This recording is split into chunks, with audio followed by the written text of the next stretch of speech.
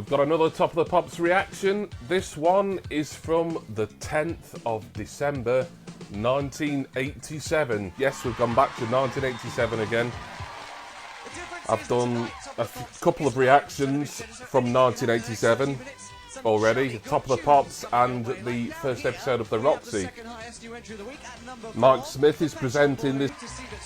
Shirts are back in again. Thanks for wearing that, Neil. Now then, coming up, some good videos this evening from Madonna, and here's Michael Jackson at number 3. Take this. Right, so Michael Jackson video, Where You Make Me Feel. This will be from Bad. I'm trying to think. There's a lot of singles released from Bad. I'm trying to think which one this will be.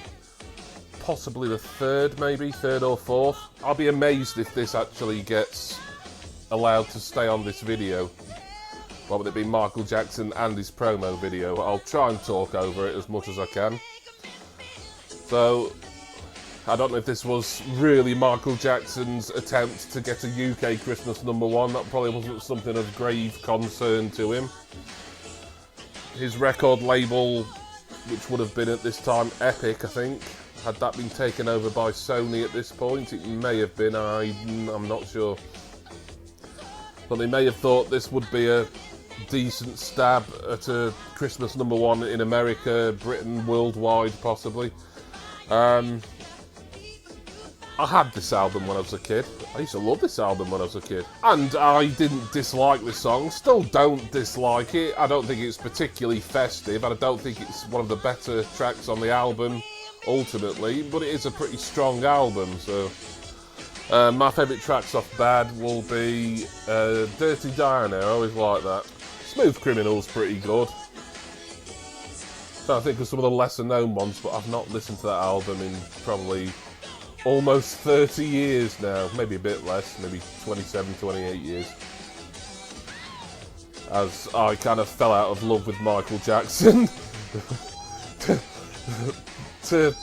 I should have tried to rephrase that better, given what we know about him now. But I kind of he fell out of favour with me once I'd started secondary school. I did get Dangerous, which came out in '91. I think probably around the time I was starting secondary. But my musical tastes were changing, sort of in the early '90s. It just reminds me too much of what I was into as a child, this, which is, it's not a bad thing. It's an album I would listen to again in adulthood. It was Michael Jackson, and here at number 2, the highest new entry of the week on the charts. Great. Oh no, the Pet Shop Boys isn't the highest new entry, it's this. Rick Astley. Oh god. Rick Astley higher than the Pet Shop Boys, but we know the Pet Shop Boys get the Christmas #1, even though they charted lower than Rick Astley this week, and this is a cover version. If you remember the reaction that I did for last month's Top of the Pops, which was, check notes, on the November the 11th, 1992 version, that was chock full of awful cover versions, and that was actually an anniversary episode as well. Didn't feel like it. Felt more like a funeral than an actual celebration. Although funerals can be celebratory. Speaking of which, I would like this song to be buried, that's for certain. When I Fall in Love would have been originally Nat King Cole.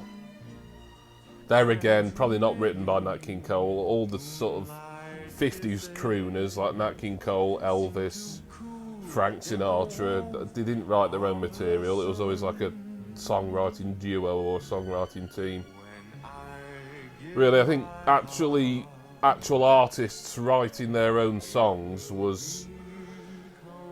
obviously it happened, you know, time immemorial, but I don't think it was really popularised in popular music until Lennon and McCartney started doing it. And even then, their first, I would say, 4 albums at least, possibly 5, there's a lot of covers or songs written by other people on, but they were, a lot of their singles, which weren't on the albums, were being were being written by Lennon and McCartney, and then eventually just started writing all their own material all throughout the albums, and then George Harrison got a turn.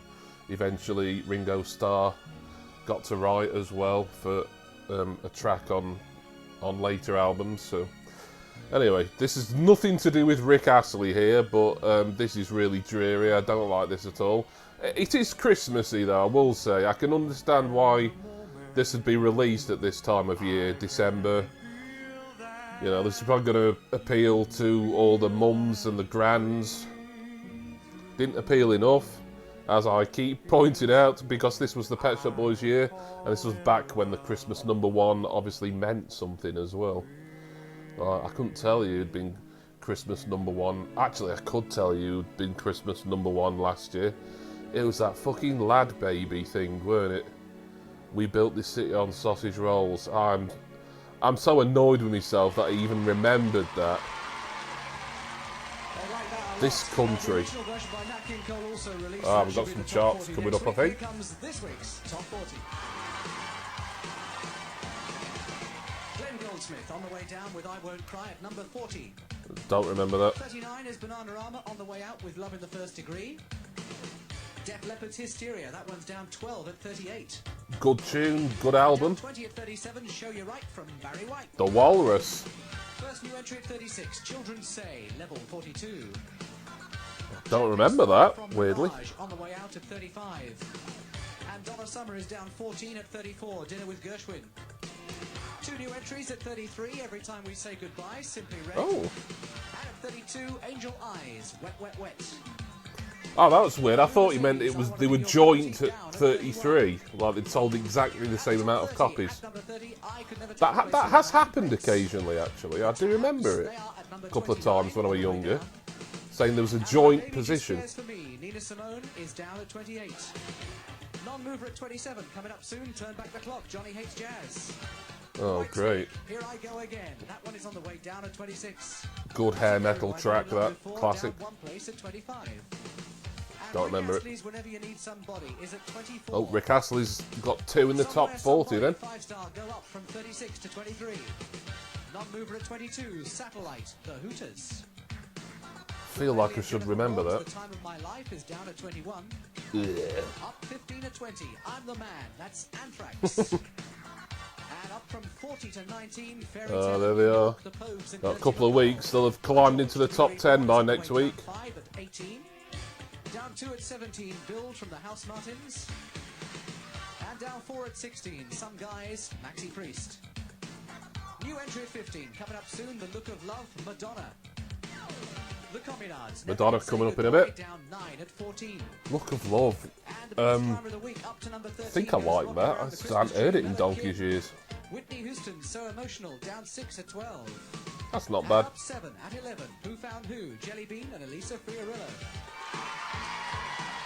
From a fashion point of view, you'll notice that Top of the Pops these days is dominated rather by people wearing Kind of an dark average suits all the time. It's a bit of a top shame, 40 really. or But 11 the to guys 40, I could should change say. all that. They're looking very colourful tonight. Here's Johnny Hates Jazz. Yeah. More Sophisti-pop. That's the trouble with doing these Top of the Pops reactions. Commentaries, whatever you want to call them. Around 87 to 89. Among the really good stuff, like the house music that was breaking through, the start of acid house, and then decent acts like Pet Shop Boys, New Order. Just basically anyone I like.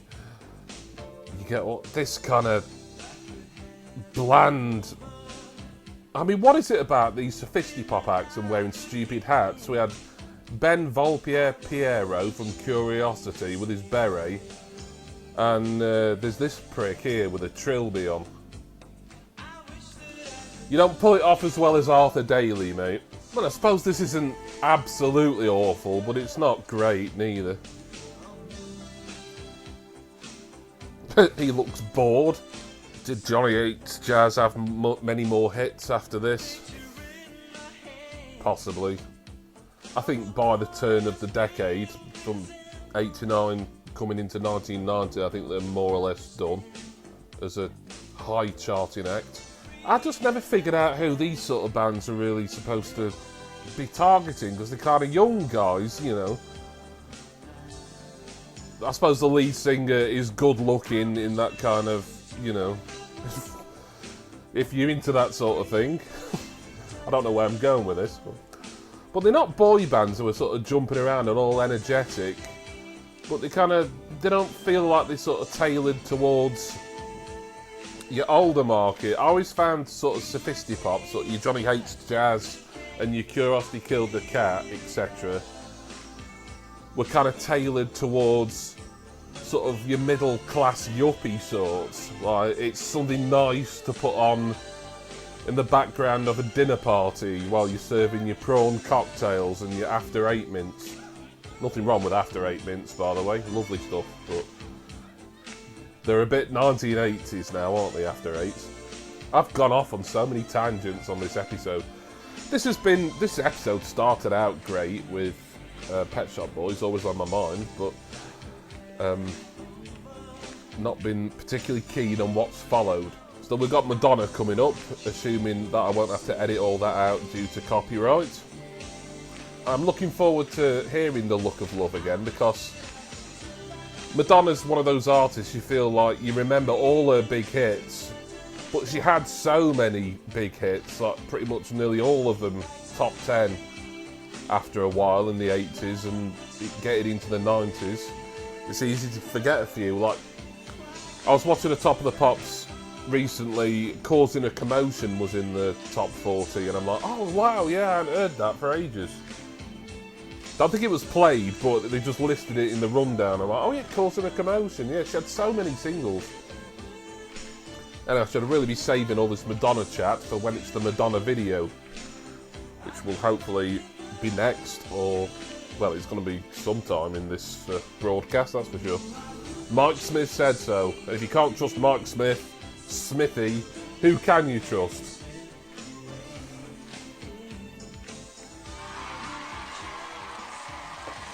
Johnny Hayes Jazz, not movement 27, turn back the clock. Am I wearing this? Comic relief, all will be revealed now. Yeah, did a comic relief around Christmas time back then, didn't we? First break of this week, here's Madonna. The Look of Love, new entry 15. Oh, they're not playing the whole video, they'll just play a bit of it. What with this being a breaker? Looks like this is from the Who's That Girl soundtrack, I reckon. Good track. I haven't heard this in many, many years. It wasn't on the Immaculate Collection. There's a few big hits that weren't included on that. I think Madonna or her record company, whoever decided the track listing, they were fairly ruthless with the Immaculate Collection, because it really could have been a double album, that, and included more of her singles, but this was definitely one that wasn't on it, and I've not really heard this anywhere in so many years. There she goes, letting a leopard or something out of her house. It's for charity and it's Christmassy, can't really complain, and plus Kim Wilde looks quite fetching in that polka dot dress. Unfortunately, it means we have to look at Mel Smith gurning and mugging for the camera, but he is a comedian and it's Red Nose Day, so fine. Does he actually sing on this, or does he just add these sort of funny ad-libs on the record? I'm not sure. I mean, it seems a little bit kind of tenuous, doesn't it? Like, because Mel and Kim, as in respectable, were getting big at that point, so for comedic purposes, let's put Mel Smith with Kim Wilde, and then we've got another Mel and Kim. It's, yeah, it's kind of a one-note joke, if that, isn't it? Anyway, here's Alison Moyet, another cover version. Once again, I can't remember who originally recorded this. I will put the information up on screen if I look it up. I like Alison Moyet, but this, I was never fond of it. I've got Alison Moyet's first, I think it was her first Greatest Hits compilation on mini disc, and I think this was one on there that I didn't skip it, but when I listen to it again, I'll probably skip it. So, but great singer, Alison Moyet. which of course was in Yazoo with Vince Clarke. They split up probably only about 2-3 years after they made it big. Vince went on to form first the Assembly and then Erasure, which she's still a part of to this day. And Alison Moyet had a pretty successful solo career. Shouldn't really get any hits these days, but I think her albums still do moderately well. Another kind of, probably to me, a record company's cynical, maybe not cynical, but their attempt at putting something out from one of their artists that has a kind of ballady and therefore almost festive feel. I mean, I don't think a song called Love Letters is gonna be overtly festive, but it'd be the sort of song, if it did get to #1 at Christmas time, then you wouldn't be surprised. It didn't. I'm not sure if it got much higher than this. It probably hit the top 10 maybe the week after this, I don't know. Yeah, this cover's go. It's fine, but not to my taste. It's alright. There's some Pet Shop Boys in the background again. Oh, it's in February. But they released the Red Nose single, Mel and Kim, pretty early.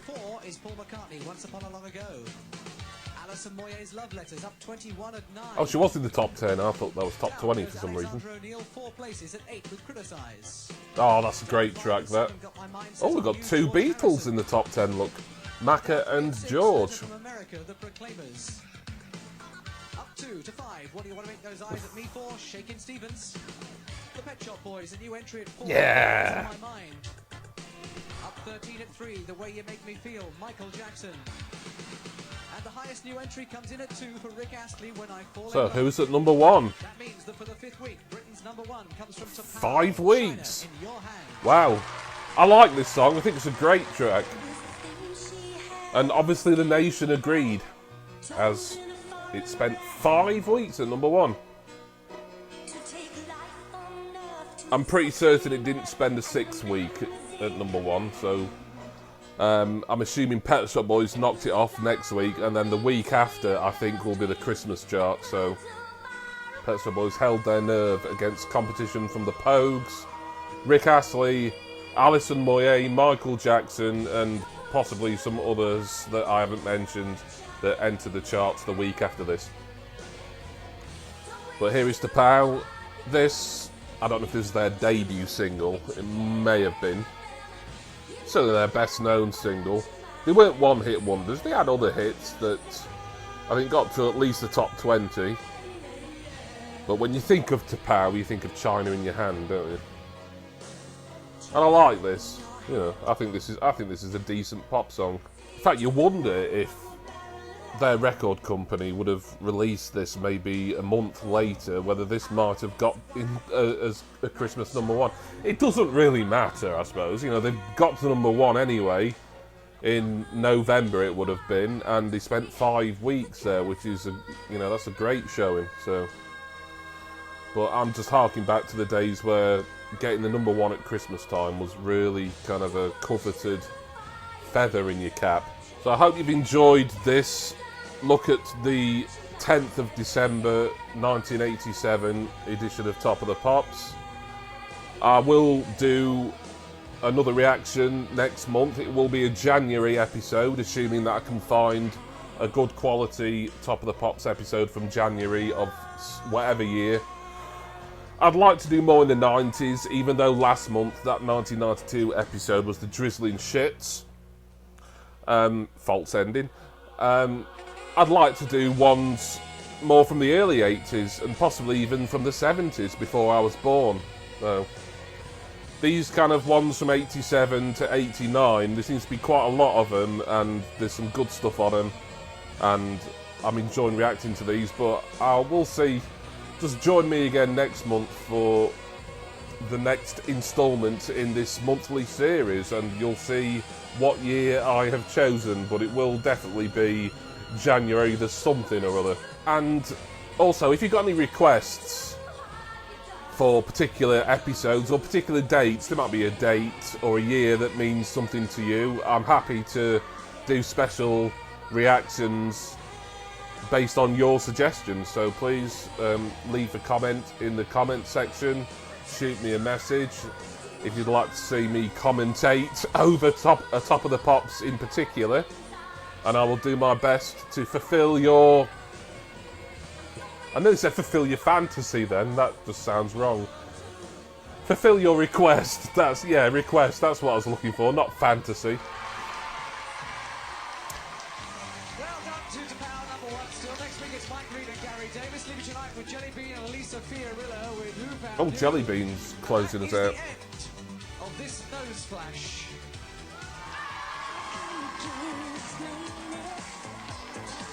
Another one I haven't heard in years. This is at number 11, Jelly Bean, and I can't pronounce her name. I don't know. Jelly Bean was a good producer back in his day. I think he even did, he certainly did remixes for Fleetwood Mac, which I enjoy. He did work with Madonna. I think he may have worked with Prince. But this is kind of, I wouldn't say this is great. Ooh, although, yeah, I've certainly got no disapproval of the length of Elisa, whatever her name is, as skirt. Yeah. Yeah, I'm a sexist, misogynist pig. Anyway, on that note,